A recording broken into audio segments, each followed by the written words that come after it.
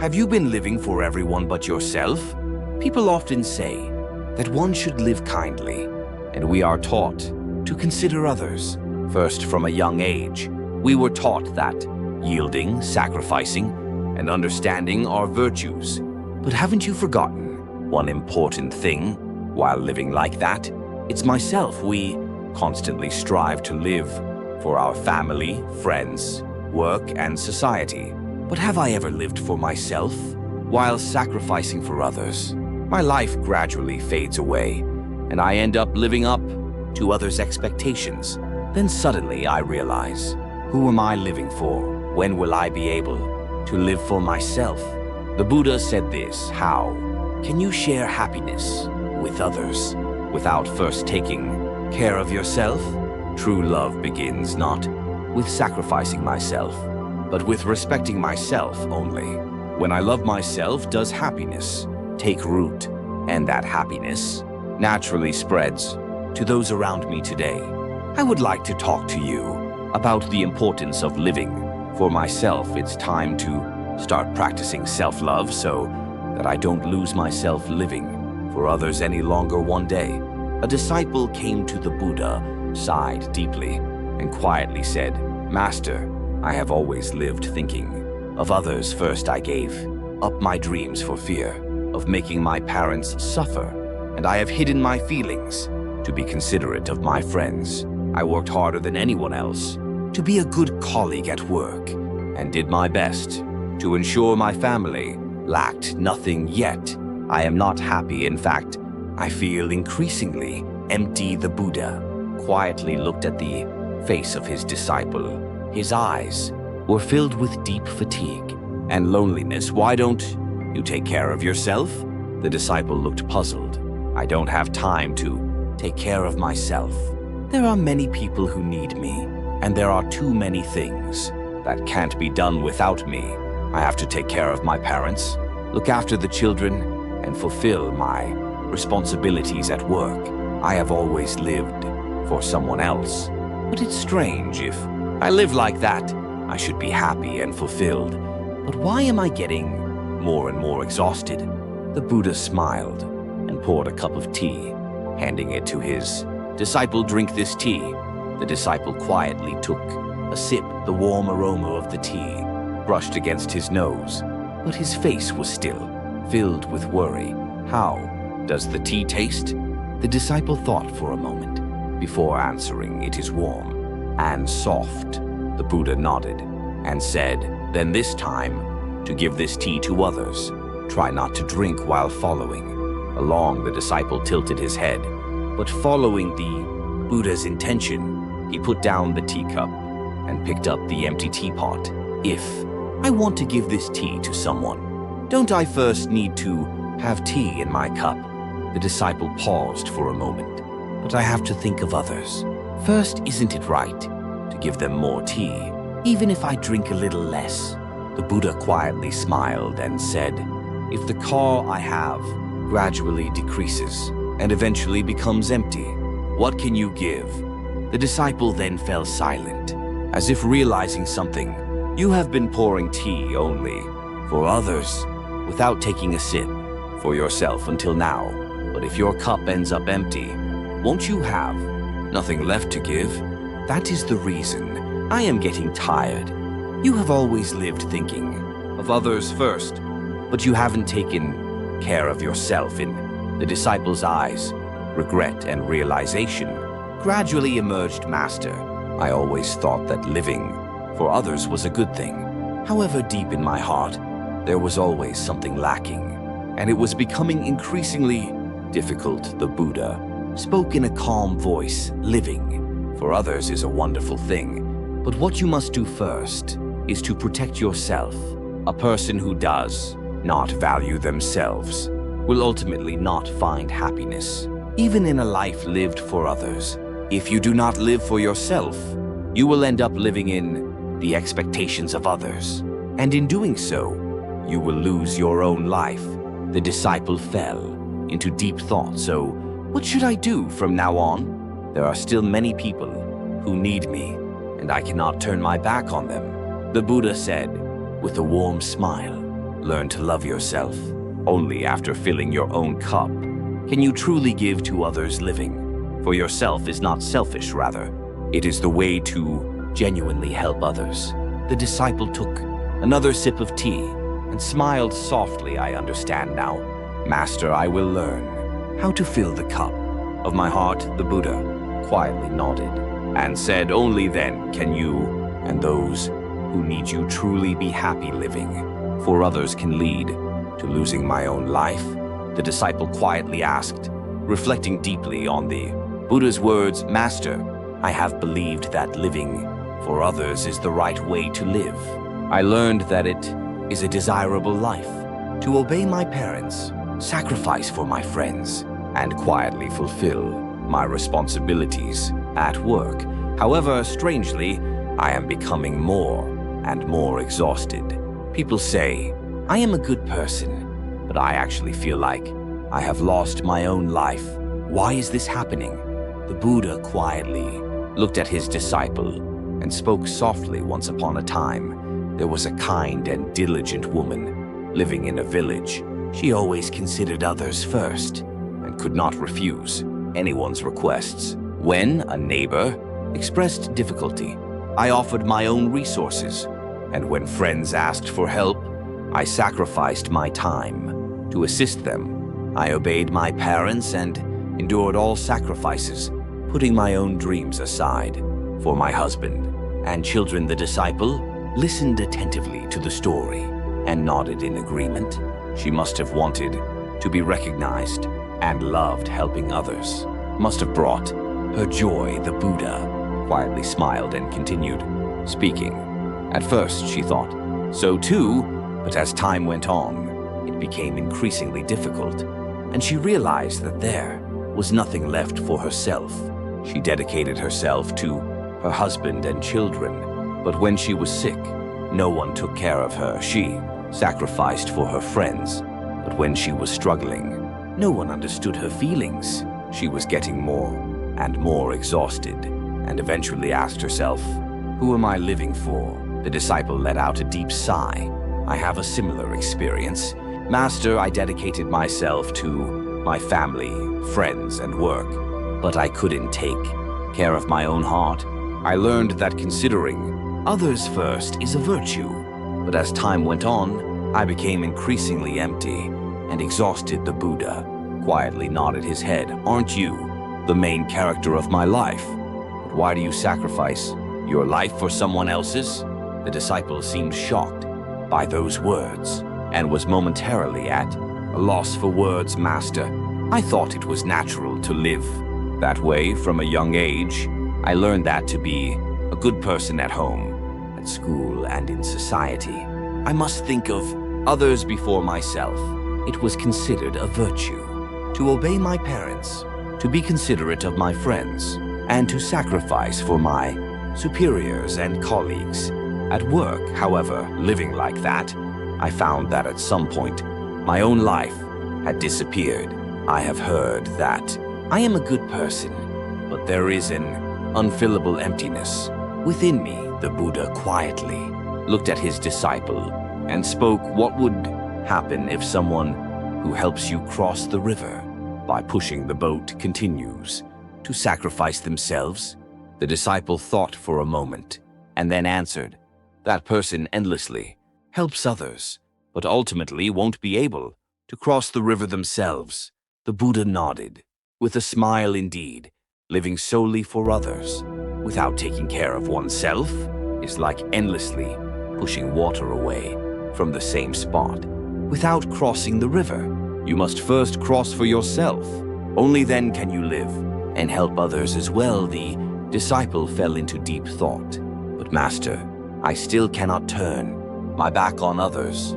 I cannot live only for myself, turning my back on family, friends, and colleagues. The Buddha spoke in a gentle voice. It's not about ignoring others. It means to take care of yourself first, and then look after others. Can I share food with others?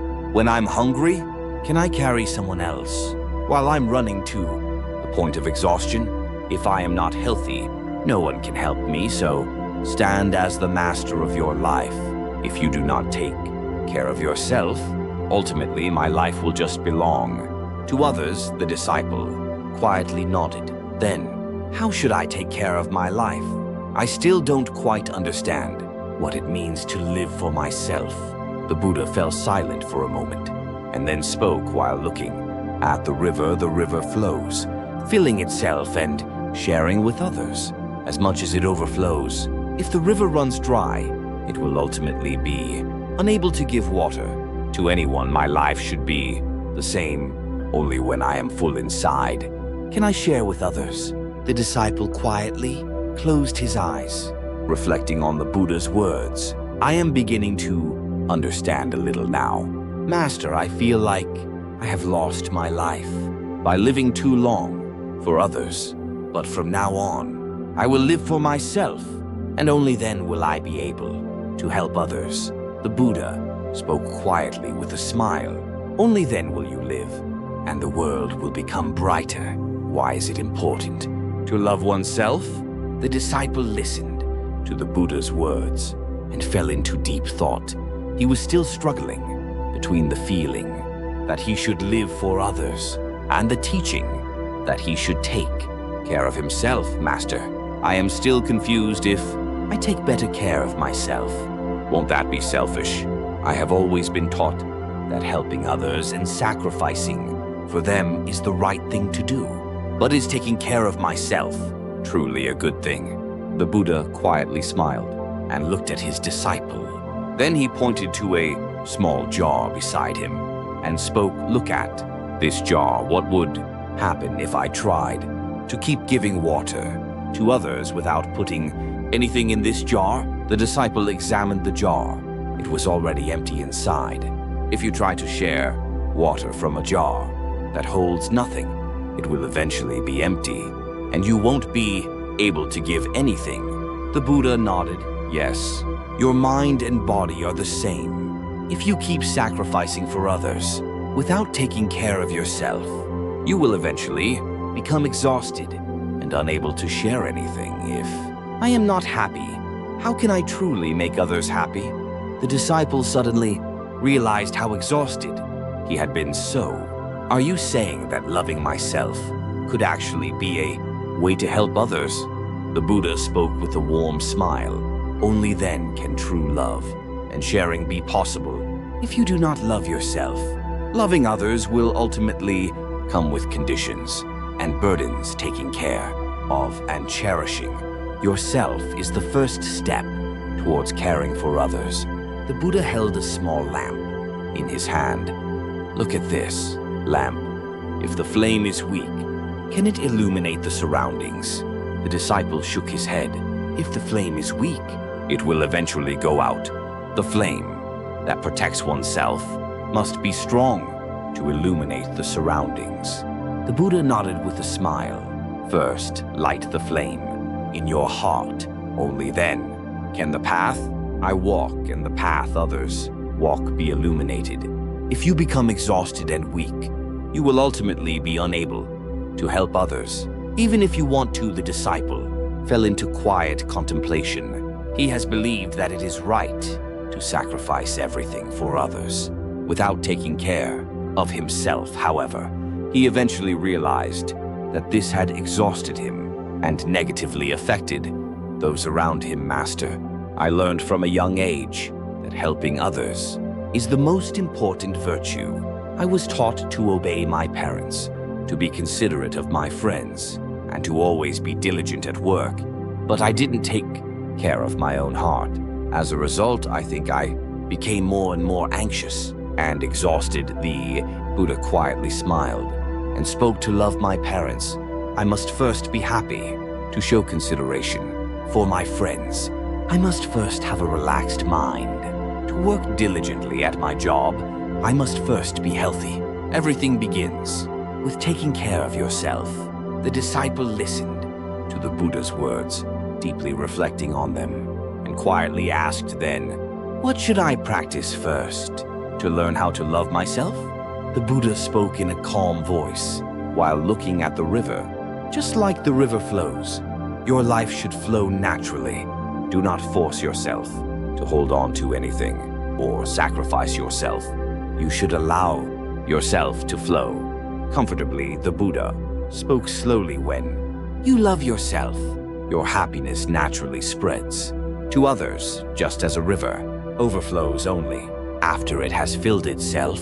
Sunlight brightens the world when it shines on its own. So, first, cherish yourself and cultivate your life. Then, the love and sharing I give will deepen even more. The disciple bowed his head and quietly repeated the words I finally understand. Master, that loving myself is indeed a way to love others. The Buddha smiled quietly and spoke one last time. That is true enlightenment. The disciple, reflecting deeply on the Buddha's words, said, Master, I have believed until now that living for others is the right thing to do. But now my life feels so exhausting and empty. I realize that I need to live for myself too, but I still don't know what to do. What does it mean to live for myself? The Buddha listened to his disciples' worries and spoke quietly with a smile. Living for myself is not something grand. It starts with valuing myself and taking care of my heart. People often think that living for others is a virtue, but if you don't take care of yourself, you will eventually become exhausted. The reason I need to live for myself is simple. I need to be healthy and happy in order to offer genuine love and care to those around me. The disciple nodded. So, where should I start? The Buddha spoke slowly while looking at the river. If I truly want to live for myself, I must first look deeply within and understand what I truly desire. I need to respect my feelings, know when to say no, and let go of the idea that sacrificing for others is a virtue. If you practice each step, you will finally learn how to live for yourself. The disciple quietly reflected on the Buddha's words and centered his mind first to honestly look within and see what I truly want. The Buddha asked the disciple, Do you know what I want? The disciple hesitated for a moment and quietly shook his head. I don't know. Well, I have always thought about what others wanted first. I had to live the life my parents wanted, adjusted my personality to what my friends liked, and worked hard to meet my boss's expectations. As a result, I have never deeply thought about what I truly want. The Buddha quietly smiled and threw a small stone onto the river.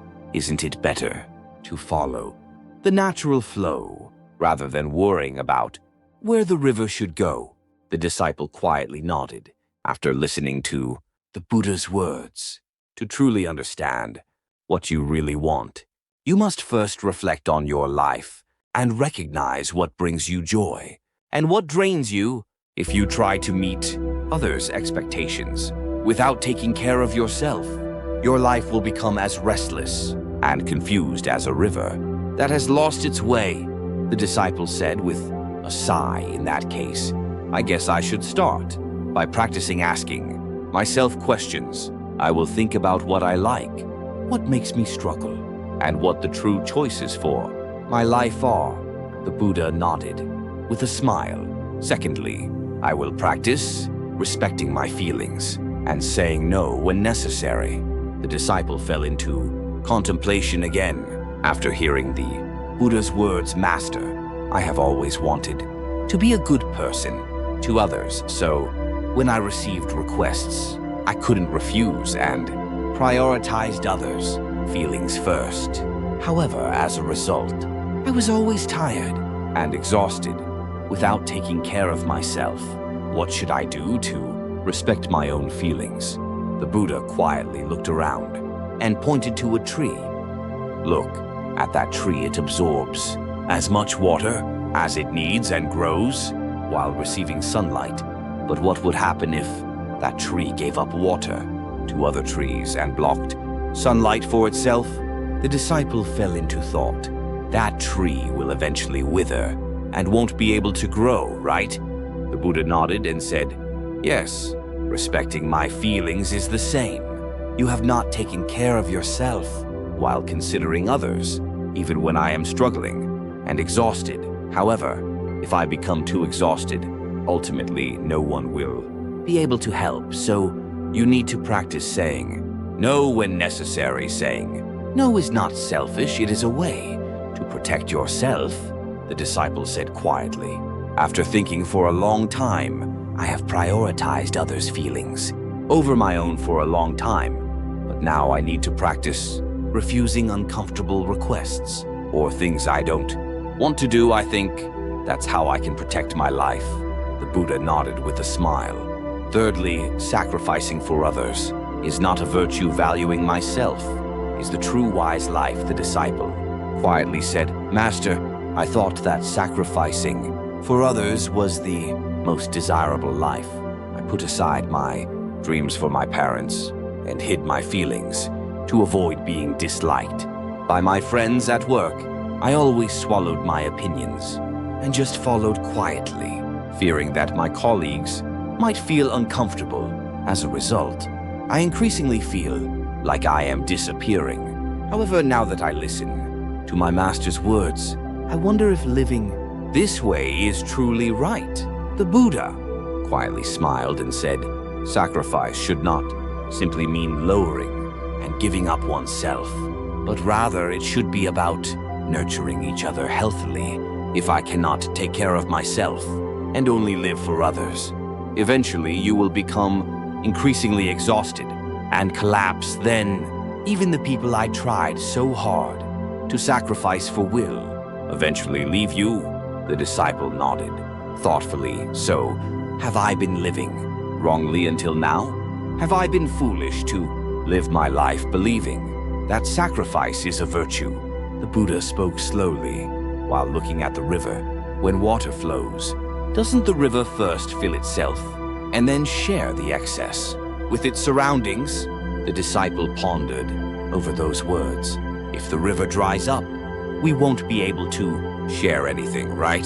The Buddha quietly nodded and continued speaking. Similarly, if I do not value myself, I will ultimately be unable to offer complete love and consideration to others. If I only regard sacrifice as a virtue, I will gradually lose myself, and in the end, only emptiness and regret will remain. I must first take care of myself and protect myself. Only then can the love I give be healthier and more beautiful. The disciple slowly closed his eyes and asked himself, have I really lived for myself? He has lived for a long time according to others' expectations and believed that sacrificing for others was the right way to live. But now I have realized that there is another path, Master. From now on, I will live a life that values myself. I want to be someone who loves and cares for myself first, and then generously gives to others with an overflowing heart. The Buddha nodded with a smile. That is true wisdom. The disciple listened to the Buddha's words and fell into deep thought. Master, I have realized many things today. I had only thought that I should live for others, believing that it was a good life. But in the end, I became exhausted and empty. Now I am thinking about what it means to live for myself. I think I understand a little. The Buddha spoke with a warm smile, saying, yes, you must learn to love yourself in order to truly love others. Value yourself and take care of your own life first.